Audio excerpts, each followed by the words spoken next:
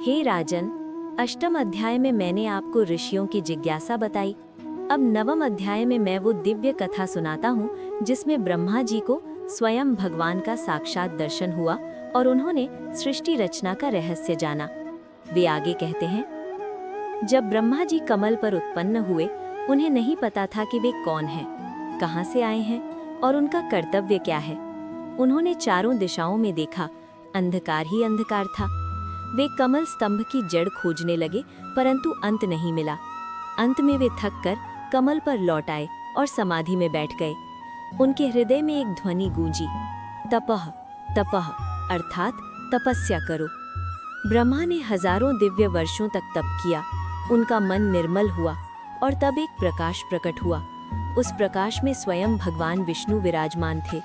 चार भुजाएं, दिव्य तेज, शंख, चक्र, गदा, पद्म। ब्रह्मा उनकी झलक देखते ही रो पड़े। शुकदेव जी आगे कहते हैं, ब्रह्मा ने भगवान के चरण पकड़ लिए और कहा, हे प्रभु, आप ही मेरे जनक हैं, आप ही परम कारण हैं। कृपा करके बताइए, मैं सृष्टि कैसे रचूं?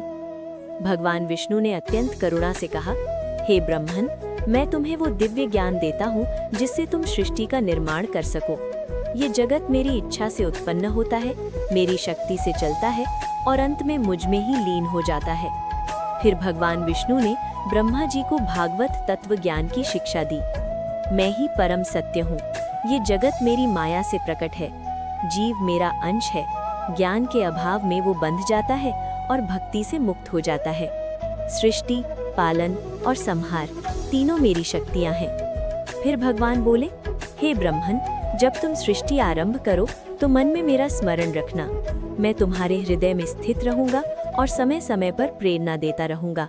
शुकदेव जी कहते हैं, भगवान ने ब्रह्मा जी को एक विशेष चतुश्लोकी ज्ञान दिया जो भागवत का सार है। पहला, भगवान ही सबका कारण है।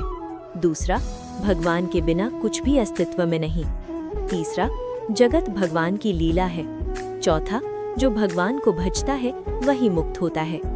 ब्रह्मा जी भगवान के चरणों में प्रणाम करके बोले, हे प्रभु, आपकी कृपा से मुझे सब समझ आ गया। अब मैं पूरी शक्ति से सृष्टि रचना करूंगा। भगवान मुस्कुराए और कहा, हे ब्रह्मन, भक्तों के लिए मैं हमेशा उपलब्ध हूँ। जो श्रद्धा से मेरा स्मरण करता है, मैं उसके हृदय में प्रकट होता हूँ। और भगवान विष्णु अंतर्ध्यान हो गए। शुकदेव जी अध्याय का समापन करते हुए कहते हैं, हे परीक्षित, ब्रह्मा जी ने भगवान के आदेश से सृष्टि की रचना शुरू की। जो मनुष्य इस अध्याय को श्रद्धा से सुनता है, उसके हृदय में भी परम ज्ञान का प्रकाश प्रकट होता है। और इसी दिव्य ज्ञान के साथ द्वितीय स्कंद का नवम अध्याय पूर्ण होता है।